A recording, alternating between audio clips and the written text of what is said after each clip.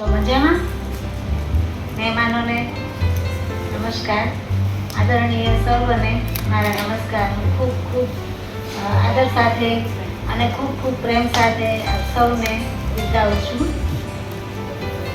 Farewell એટલે શું? ધોરણ 1 થી 10 સુધી અત્યાર સુધીમાં જેટલું કંઈ અમે શીખ્યા છીએ, જે કંઈ અમને શીખવ્યું છે, એ બધાનો આજે શુભેચ્છા કાર્યક્રમ છે, એને આપણે ફેરવેલ કહીએ છીએ. લાઈફમાં ઘણી બધી મુશ્કેલીઓ હોય છે. સૌથી મોટી મુશ્કેલી તો હું બેરમૂંગો છું. મને શીખવામાં કાંઈ પહેલાં સંભળાતું નહીં, કંઈ સમજાતું નહીં. મમ્મી પપ્પાએ જોયું પહેલું ધોરણ, બીજું ધોરણ, ત્રીજું ધોરણ, વારંવાર હું નપાસ થતો. બધા બોલતા મારા મિત્રો, પણ મને બધું ઉપરથી જતું, મને કાંઈ સમજાતું નહીં ક્લાસમાં. પછી મારા મમ્મી પપ્પાએ મને ભાવનગર લાવ્યા અને અહીંયા ભાવનગરનો ફીડબેક ખૂબ સારો હતો. મેં સાંભળેલું કે ભાવનગર સંસ્થા ખૂબ સારી છે, ઘણા બધા મારી જેવા બેરામુંગા છે. તો હું અહીંયા આવ્યો અને મમ્મી પપ્પા મને અહીંયા મૂકવા આવ્યા અને અહીંયા તો મને ખૂબ મજા આવી, કારણ કે બધા મારી જેવા જ મિત્રો હતા અને એ લોકો મને જે સમજાવતી એ ભાષામાં મારા શિક્ષકો મને શીખવતા હતા અને ધીમે ધીમે મારો અભ્યાસ વધ્યો. ન આવડે તો કોઈ વ્યક્તિગત મને માર્ગદર્શન આપે, સાચું ખોટું શું છે. ઘણી વાર મજાક કરતો, મને ભૂલોથી શીખીને મારા શિક્ષકોએ ટોકીને ખીજાઈને મને એટલો સરસ હોશિયાર બનાવ્યો છે. તો પેલા મને પણ ગુસ્સો આવતો, પેલા બધા મને મારે છે, એને ખીજાય છે શું કામ. ક્યારેક હું રોવા પણ માંડતો કે વારંવાર મને શું કામ. પણ અત્યારે મને સમજાય છે કે મારો જે આ વિકાસ થયો છે, હું ભણવામાં જે હોશિયાર બન્યા છું, એનું કારણ કદાચ આ મારા શિક્ષકોનો ઠપકો છે, જે સમજાવે છે ખૂબ સરસ. ગજાનંદભાઈ ચોથા પાંચમા રમતમાં ગયો હું, ત્યાં બધા રમતના શિક્ષકોએ ખૂબ સરસ શીખ્યું. બોમ્બે આવ્યો, પાછો મને એમ થયું કે ત્યાં હું પાછો ફેલ થયો પરીક્ષામાં. વળી પાછા મારા શિક્ષકોએ મને શીખવાનું ફરી વાર શરૂ કર્યું અને મારી સ્કિલ મેં ડેવલપ કરી. હાર જીત તો હાર્યા કરવાનું છે. અભ્યાસ મારો વચ્ચે સ્ટોપ થતો, પાછો હું રમતમાં બધી અલગ અલગ પ્રવૃત્તિમાં જોડાતો, પાછો થોડા સમય ઘરે રહ્યો, પાછો આવ્યો અને વળી પાછું મેં મારો અભ્યાસ શરૂ કર્યો. ભાવનગરના શિક્ષકોએ મને ખૂબ સરસ રીતે ટ્રેન કર્યો છે. સાથે નવી ટેકનોલોજી અત્યારે શીખવા મળી છે, એને આધારે વિકાસ થાય છે. પણ અહીંયા તો મોબાઈલ નથી, સાથે સાથે કોરોનાની મુશ્કેલીઓ આવી, એમાં પણ ઘણું બધું અભ્યાસ ઉપર અસર થઈ. ત્યારે ઘરે ખૂબ કંટાળો આવતો, પણ વળી પાછો અહીંયા આવી અને મેં મારું ભણવાની સ્પીડ પકડી લીધી. પેલા બધું ઘણું બધું ઉપરથી જતું, શીખવે કાંઈ આવડે એટલું અઘરું લાગે. શિક્ષકો મને બતાવે, સમજાવે, પ્રેમથી સમજાવે, ખીજાઈને સમજાવે. પણ ખરેખર એમની સાથે મને ખૂબ શિક્ષકો સાથે હું ખૂબ મળી ગયો.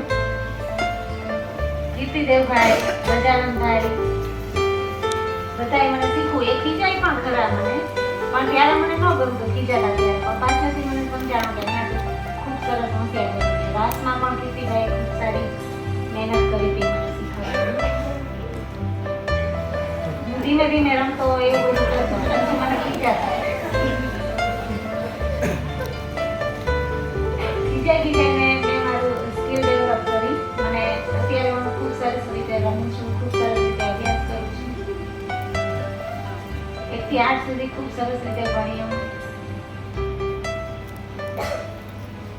પછી એમ થયું કે આગળ જતા તમે આ હેલું છે, હવે કઈ વાંધો. ધીમે ધીમે કવિતાબેન શીખવતા અમને.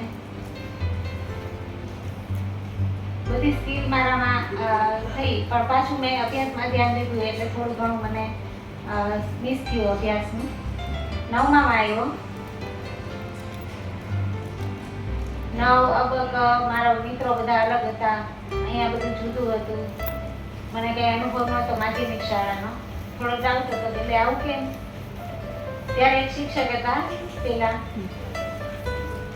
એમણે એમ કીધું કે તું તો નપાસ થવાનો છે ભાઈ, તારે તો મહેનત કરવી જ પડશે. પછી મને થોડું ડર લાગ્યું કે આ સુધી તો કઈ વાંધો નથી આવ્યો, આ વખતે કેમ આવું થાય છે. મને 9માં શું, આ તો બહુ અઘરું છે, કદાચ હું 9મું નહીં કરી શકું, આ તો મારા લેવલનું છે જ નહીં. પછી આગળ જતા હું ભણી લઈશ, મારા શિક્ષકો મને કરાવી લેશે. કર્યું અને હું આગળ વધ્યો. ઉદાહરણો આપી આપીને મને મારા શિક્ષકોએ સમજાવ્યું.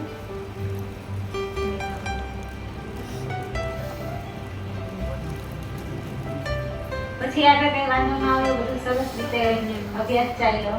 ભણવાનું મળતું રહ્યું, બધાનો મારા શિક્ષકોનો મિત્રોનો પ્રેમ મળતો રહ્યો. શિક્ષકો પછી બદલાના, થોડાક શિક્ષકો વયા ગયા. પાછોભાઈ જે જૂના જ્ઞાન સહાયકો હતા એ લોકો પાછા વયા ગયા અને પાછા અમારા શિક્ષકો બદલાના. એટલે પાછી મારી ચિંતા હતી કે હું માંડ પ્રયાસ થયો તો નવા શિક્ષકોની સાથે. એમને અમારા ભાર્ગવભાઈ ને બધા શિક્ષકોએ ખૂબ સરસ શીખવ્યું હતું. ત્યાં તો એ લોકો વયા ગયા અને હવે પાછા નવા શિક્ષકો આવ્યા. એટલે પાછું મને એમ થયું કે હવે કેમ થશે. પણ મારા નવા શિક્ષકો પણ એટલા જ સરસ છે અને ખૂબ સરસ રીતે મને મારા નવા શિક્ષકોએ પણ પહેલાના શિક્ષકોની જેમ જ ખૂબ સારું શીખવ્યું. એનું વાતાવરણ ખૂબ સારું છે, આખો સ્ટાફ ખૂબ સારો છે, બાળકો સરસ રીતે શીખે છે. ધ્રુવીબેન ખૂબ સરસ શીખવે છે. ધ્રુવીબેન સાઇન લેંગ્વેજથી અને પોતાના ઈશારાઓથી હાવભાવથી ખૂબ સારી રીતે.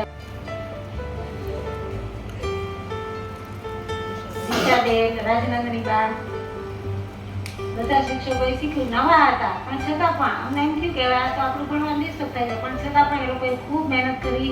અમારી સાથે તરત જ ભળી ગયા. અમને ભણાવવાનું તરત જ એમણે શરૂ કરી દીધું અને અમે પણ એવી રીતે સરસ રીતે સ્વીકારી લીધું.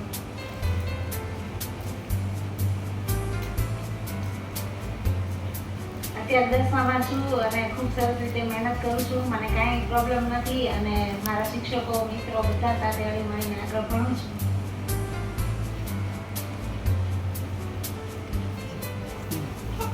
બધા મારી જેમ તમે પણ સ્ટ્રોંગ બનજો અને બધાને દૃષ્ટિના સારામાં આવે, ડિગ્રી મેળવો, એ તમને બધાને શુભકામનાઓ.